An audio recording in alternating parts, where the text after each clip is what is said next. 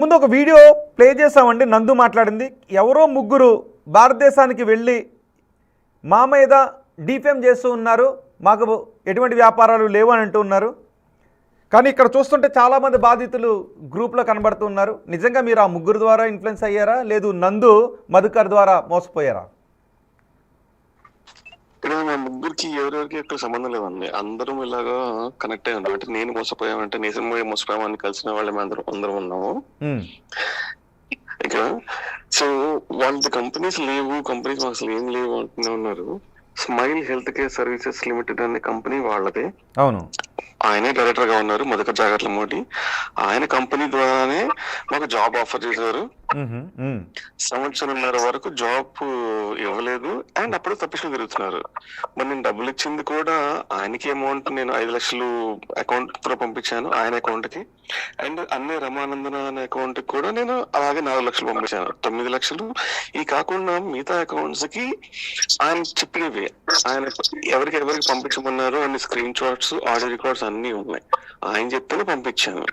And personal గా ఆయన్ని ఆమె ఇద్దరిని కలుసుకున్నాం. వాళ్ళకి సంబంధం లేదంటే ఎలాగండి? సో మొత్తం మీరు ఎంత ఇచ్చారండి? ఎంత ఈ సిఓఎస్ పేరుతో మీరు ఎంత పోగొట్టుకున్నారు? వాళ్ళకి మొత్తం ఇచ్చింది 18,000 పౌండ్లు అండి. 22 లక్షలు నాకు ఇచ్చాను. సురేష్ గారు కూడా అంతే. ఓన్లీ సిఓఎస్ వరకే, ఓన్లీ కాస్ట్ వరకే అండి. ఆ తర్వాత మళ్ళీ మేము వీసాలు వేసుకోవడానికి మళ్ళీ ఒక 5 లక్షలు 6 లక్షలు అవుతుంది వాళ్ళది, ఐహెచ్ఎస్ ఫీజులు అవన్నీ. అండ్ నిన్న వాళ్ళ అడ్వకేట్ మాట్లాడిన ఓన్లీ ఐహెచ్ఎస్ కి గవర్నమెంట్ ఎంత కట్టాలి లేదు మాకు అవి అన్నారు. ఐహెచ్ఎస్ అనేది ఎవరైనా కడతారండి, మేము కట్టుకుంటాం మా ఫీజులే. కాకపోతే ఇవి కాకుండా 18,000 పౌండ్లు తీసుకున్నారు ఓన్లీ సిఓఎస్ కి. ఓన్లీ సిఓఎస్ కండి. యాక్చువల్ గా ఇక్కడ జాబ్ ఇచ్చే కంపెనీలు ఎవరికి సిఓఎస్ కింద డబ్బులు తీసుకోకూడదు. నిజంగా సిఓఎస్ అంతా ఓకే అయిన తర్వాత వీసా ప్రాసెస్ అయితే అప్పుడు మీరు ఆ ఐహెచ్ఎస్ కి వీసా ప్రాసెస్ కి అయితే మేము ఐహెచ్ఎస్ కి వెళ్తాము. ఓకే, అంతవరకు రాకుండానే ఇది మధ్యలో రాకుండానండి. ఆయన నాతో క్లియర్ గా మాట్లాడింది అంతేనండి. వీళ్ళందరూ ఆ ఇండీడ్లు, ఈ సోషల్ మీడియాలో వాట్సాప్ లో పోస్టులు పెట్టి, ఫేస్బుక్ లో పోస్టులు పెట్టి జాబ్ల కోసం ఎవరైనా ఒక మంచి జాబ్ దొరకాలని వెయిట్ చేస్తూ ఉంటారు. ఇక్కడ యూకే లో అందరూ పార్ట్ టైం చేస్తుంటారండి. ఒక ప్రొఫెషనల్ జాబ్ కావాలని అందరూ వెతుకుతూనే ఉంటారు. వీళ్ళు ఎవరిని పట్టాలో కరెక్ట్ గా వాళ్ళకే కొడతారు. ప్రొఫెషనల్ జాబ్ కోసమే మేము వచ్చింది. ఇంతవరకు ప్రొఫెషనల్ జాబ్ లేకపోగా అండ్ ఈ వీసాలో ఉంటే మేము ఇంకా వేరే జాబులు చేసుకోవడానికి లేదు. అంటే ఈ కంట్రీ ఇల్లీగల్ బతుకుతున్నట్టు మేము అప్పుడు. ఓకే, మీరు ప్రెజెంట్ యూకే లోనే ఉన్నారా? మీరు ప్రెజెంట్ యూకే లోనే ఉన్నారు? యూకేలోనే ఉన్నానండి. ఓకే, ఇప్పుడు మీకు ఈ 1.5 ఇయర్లో ఎన్నిసార్లు మీ సిఓఎస్ రిజెక్ట్ అయింది? సిఓఎస్ నాకు రిజెక్ట్ అవ్వటం కూడా కాదండి, డైరెక్ట్ నాకు గవర్నమెంట్ ఓన్లీ కొన్ని నెల రోజులు టైం ఇచ్చి 1 నెల రోజుల్లో మీ ఆ కంపెనీ లైసెన్స్ రద్దు చేసాము, సో మీకు వీసా కూడా లేదు, ఈ నెల రోజుల్లో మీరు వెళ్ళిపోవాలని చెప్పానండి. సో నేను లాస్ట్ మంత్ నేను మళ్ళీ వేరే వీసాకి స్విచ్ అయ్యి కొద్ది రోజులు ఎక్స్టెన్షన్ తీసుకున్నాను. ఓకే, సో అది అసలు వీసా ఇచ్చింది అది ఫేక్ వీసాలేనండి. ఒక విధంగా కంపెనీ లేదు, అసలు కంపెనీ లేదండి, వీసా కాదు జాబ్ అండి, లేని కంపెనీలు. ఇప్పుడు మీరు యూకేలోనే ఉన్నారు కదా, ఇప్పుడు మీ సురేష్ గారు అండి ఇండియాకి వచ్చారు, ఇక్కడ కంప్లైంట్ చేస్తున్నారు. ఇప్పుడు యూకేలోనే ఉన్నారుగా, మరి యూకేలో వీళ్ళపైన ఇలా మోసాలకు పాల్పడుతున్నారు, వీసాలు ఇప్పిస్తాం. నిజానికి ఆ సిఓఎస్లకు ఎటువంటి డబ్బులు తీసుకోకూడదు అంటగా మామూలుగా రూల్ ప్రకారం. మరి వీళ్ళు ఇలా మోసం చేస్తున్నారు, ఇంతమంది బాధితులు ఉన్నామని మీరు అక్కడ అటార్నీని ఆశ్రయించడానికి అవకాశం లేదా? అటార్నీ ఆశ్రయించిన కంటే కూడా కంప్లైంట్ చేసామండి ఆల్రెడీ. యూకేవిఐకి, హెచ్ఎంఆర్సీకి కంప్లైంట్ చేసాం. కంప్లైంట్ చేసిన వల్ల సో వాళ్ళకి కొన్ని లైసెన్సులు కూడా రద్దు చేశారండి. ఇది నందు మధుకర్ సంబంధించిన కంపెనీ లైసెన్స్ రద్దు చేశారా? కంపెనీ లైసెన్స్ రద్దు చేశారండి, రద్దు చేస్తూనే ఉన్నారు. అండ్ వీళ్ళు కొత్త కొత్త కంపెనీలు స్టార్ట్ చేస్తూనే ఉన్నారు. ఓకే, ఎన్ని కంపెనీలు రద్దు అయి ఉంటాయండి వాళ్ళవి? 4 కంపెనీలు రద్దు అయినాయండి. మొత్తం 9లో ఇప్పుడు 4 కంపెనీలు రద్దు అయినాయి. అండ్ దాంట్లో నందన 4 కంపెనీస్ కి కూడా వన్ ఆఫ్ ద డైరెక్టర్ ఉండేవాళ్ళు. ఆ తర్వాత 2 కంపెనీస్ కి డిజాల్వ్ చేసుకున్నారు తను. ఓకే, రద్దు అవటానికి ఫేక్ సిఓఎస్లు ఇస్తున్నారు అన్న కారణమేనా?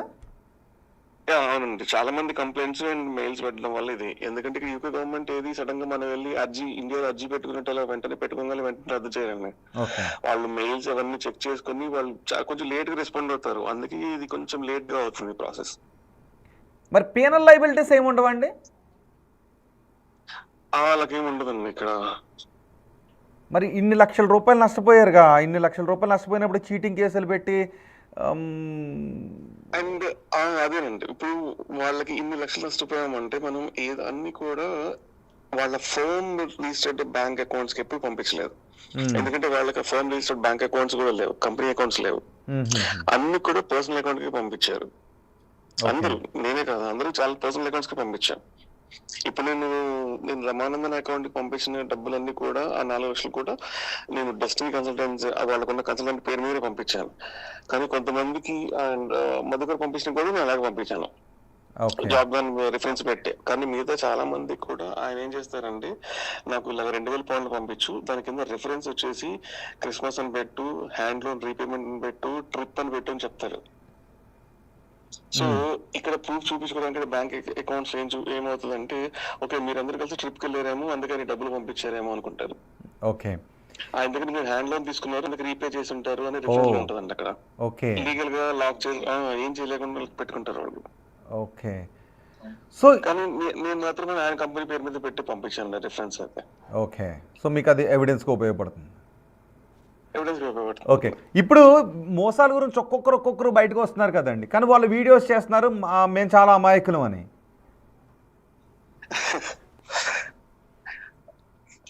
వాళ్ళు అమాయకులు కాదండి, వాళ్ళంతా చాలా తెలివిగా వస్తారండి. ఎవరు ఏం చేయలేరన్న ధైర్యంలో మాట్లాడుతున్నారండి. ఏం చేసుకుంటారు చేసుకొని పోండి అంటే, ఒక్కొక్కరి దగ్గర నుంచి 22 లక్షలు అవన్నీ ఇక్కడ మేము ఓన్లీ కష్టపడి పార్ట్ టైం చేసి సంపాదించిన డబ్బులే కదండి అవన్నీ. అవును, వాటన్నిటిని తీసుకొని వాళ్ళు అది ఏం చేసుకుంటే చేసుకోపోండి అంటుంటారు. ఎప్పుడైనా ఫోన్ చేస్తే నేను లేదు, డైరెక్ట్ గా అక్కడికి వెళ్తే రెస్టారెంట్కి వెళ్తే వాళ్ళ ప్రిన్సెస్ లోకి, మనం యూకేలో వేరే వాళ్ళ ప్రిన్సెస్ లోకి వితౌట్ పర్మిషన్ ఎంటర్ అవ్వడానికి లేదండి.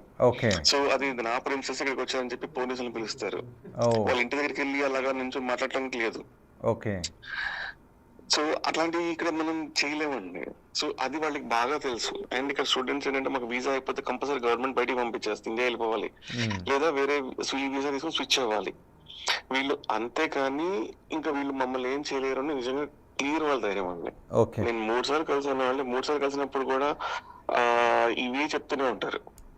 డైరెక్ట్ గా నేను క్లియర్ గా అడిగాను కూడా ఆయన మధుకర్ని, ఓకే మీరు మోసం చేస్తున్నారు క్లియర్ అర్థమైపోయింది నాకు అన్నారా. మీరు మోసం చేస్తున్నారు అని అంటే ఏమంటారు? నేను క్లియర్ చెప్పాను. అంటే అదేం లేదండి, మా అకౌంటెంట్ దగ్గర సో నా అకౌంట్ బ్లాక్ అయ్యి ఉంది, సో అందుకని మీకు శాలరీ లేయటం కానీ జాబ్ ఇవ్వటం కానీ ఏం చేయలేకపోతున్నా అంటే, మీరు అట్లీస్ట్ మీరు ఒక శాలరీ 1 నెల ఆపుతున్నారా, సరే ఆ కాలం ఆపండి, కానీ జాబ్ అయితే ఉందా లేదా, జాబ్ ఇస్తున్నారా లేదా. నేను 6 months అయింది ఇప్పటికీ నాకు ఎందుకు ఇవ్వలేదని అప్పటి నుంచి అడుగుతూనే ఉన్నాను. ఓకే, నందు ఏమంటారు మధుకర్? ఓకే, నందు ఏం చెప్తారు? ఆవిడ క్లియర్ గా చెప్పారండి, ప్రాజెక్ట్ ఒకటి వచ్చేది ఉందండి, అందుకే ఇంకా లేట్ అయింది మాది, మీరు ఇప్పుడు ఎలాగో ఇండియా వెళ్తున్నాను, కొంచెం హెల్త్ బాగాలేక, నేను వచ్చిన తర్వాత మీకు ఎలాగో మీకు చేసేస్తారు, ఏం పర్లేదులేండి, నేను చెప్తున్నాను కదా మీరు వెళ్ళి ఏం కాదు, ఒక 1-2 months లో మీకు అన్ని రెడీ అయిపోతాయి అని చెప్పారండి.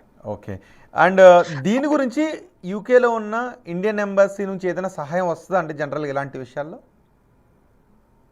అప్రోచ్ అవడానికి మాకు దొరకట్లేదండి, ఎవరు అప్రోచ్ అవ్వలేదు. సో అందుకని ఇప్పుడు ఒక్కొక్కరు ఇప్పుడు సోనులోకి ఇన్ఫ్లుయెన్సర్ త్రూ అందరం కనెక్ట్ అయ్యామండి. ఇప్పుడు ఒక్కొక్క వీడియో స్టార్ట్ చేసి ధైర్యంగా ఒక వీడియో పెట్టగానే మేము అందరూ కనెక్ట్ అయ్యాము ఆయనకి. సో ఇంకా మేము కూడా నష్టపోయాము అని అలాగా. సో అలాగా అట్లీస్ట్ మీ ఛానల్ ద్వారా అయినా కాస్త మాకు రూట్ దొరికిందండి, వెళ్ళి మేము డైరెక్ట్ గా ఇక్కడ యూకేలో ఉన్న వాళ్ళందరూ వెళ్ళి కలిసి మాకు లెటర్ పెట్టుకోవడము లేదంటే అక్కడ మాట్లాడటము చేసుకుంటూ ఉంటాం. ఓకే, అండ్ బిగ్ టీవీ కూడా డిసైడ్ అయింది బాధితుల పక్షాన ఉండటానికి. బాధితుల పక్షాన ఎంతవరకైనా రావడానికి మేము కూడా సిద్ధంగా ఉన్నామండి. సో మీరు ఎటువంటి సాయం కావాలి అన్నా మేము మా వంతు సాయం చేయడానికి, మీకు జరిగిన మోసాన్ని ప్రపంచానికి చూపించడానికి బిగ్ టీవీ బాధితులు వెంట ఉంటుంది. ఒక కాలర్ ఉన్నారండి, ఒక కాల్ చేస్తున్నారు, ఒకసారి ఆ కాలర్ ఏమంటారో చూద్దాం. తీసారు ఒకసారి. హలో, పేరు చెప్పని కాల్. అండి నమస్తే అండి. హలో చెప్పండి. నమస్తే అండి. అయితే ఏంటంటేనండి, ఇప్పుడు అంటే ఇప్పుడు వినిపిస్తుందండి నా మాట? వినిపిస్తుంది. మీరు ఏంటంటే మంచి ఇనిషియేటివ్ తీసుకున్నారండి. అయితే శ్రీనివాస్ కావేటి గారు కూడా ఆయన చాలా మంచి హెల్ప్ చేస్తున్నారు. అయితే నేను మొత్తం ఫాలో అవ్వలేదు కానీ ఆయన వైట్ షర్ట్ ఆయన ఉన్నారు కదా, ఆయన పేరు తెలియదు కానీ ఆయన ఏదైతే చెప్తున్నారో అది 100% రైట్ అండి. ఎందుకు చెప్తున్నానంటే ఇప్పుడు అంటే మన డీటెయిల్స్ ఏమి వద్దు కానీ నేను జనరల్ గా నేను ఈడనే ఉన్నాను యూకేలోనే. ఓకే, నేను ఈడ సిటిజన్నే. సో ఏంటంటే వీళ్ళు ఏం చేస్తారంటేనండి, ఇప్పుడు జనరల్ గా కూడా ఇప్పుడు నేను సిటిజనే కాబట్టి ఇప్పుడు నేను చెప్పొచ్చు, వేరే వాళ్ళు చెప్పరు. కానీ ఏంటంటే ఇప్పుడు నేను ఇట్లనే 30 lakhs సైట్ అమ్మి ఏంటంటే ఒక కన్సల్టెన్సీ ద్వారా, ఇప్పుడు జనరల్ గా అందరు కన్సల్టెన్సీలకి వెళ్ళి వెళ్తారండి నార్మల్లీ. ఇది చాలా మందికి తెలియదు, చెప్పరు. అయితే ఏంటంటే కన్సల్టెన్సీ నుంచి వెళ్ళినప్పుడు మనకి ఇట్లా ఏంటంటే ఒక 12 లక్షలు తీసుకున్నారు అప్పట్లో, కరోనా ముందు 2018లో. ఓకే, అయితే 12 లక్షలు తీసుకొని మనకి ఇట్లా సిఓఎస్ ఇచ్చినారు. తర్వాత మనం ఈడకి వచ్చి ఏంటంటే పేరోల్ వేరే కన్సల్టెన్సీ నందు వాళ్ళు కాదు, నందు వాళ్ళు కాదండి. అంటే నేను చెప్తున్నా అంటే జనరల్ అవగాహన కోసం ఏంటంటే. ఓకే, అంటే మనకి సమయం కూడా మించిపోయింది. ఓకే, మీకేమన్నా మోసం జరిగిందండి మీ విషయంలో? అదేనండి, అదే చెప్తున్నా. అయితే మనకు ఇట్లా మనం వచ్చినాక మన డిపెండెంట్ ఇట్లా వర్క్ చేస్తూ ఉంటారు. వర్క్ చేస్తుంటే ఏంటంటే అట్లీస్ట్ వాళ్ళు ఏంటంటే కనీసం మనకు ఒక జెన్యూన్ సిఓఎస్ ఇచ్చినారు. మనం ఇక్కడికి వచ్చి మనం వర్క్ చేస్తుంటే ఏమవుతుంది అంటే ఇట్లా వీళ్ళ మీద ఎట్లా రైడ్ అయ్యి వీళ్ళవి ఒక 6-7 కంపెనీస్ పోయినాయో నందు వాళ్ళవి, అట్లనే మేము వచ్చిన కంపెనీ